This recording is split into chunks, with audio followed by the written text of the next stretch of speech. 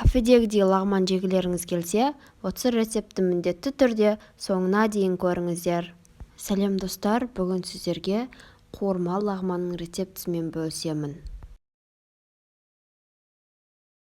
Етімізді осылай жұқа етіп турап алып, қызып тұрған майға 5 минут қуырып аламыз.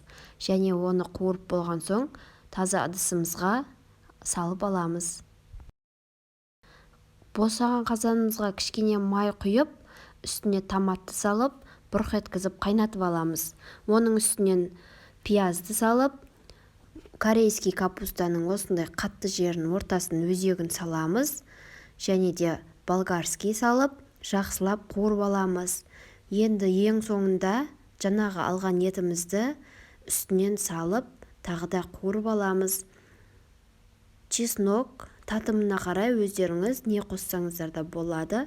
Сосын мен осы лагманная приправаны қосып жібердім. Сонда дәмі өте дәмді болып шығады. Және үстіне соусты қосуды ұмытпаңыздар.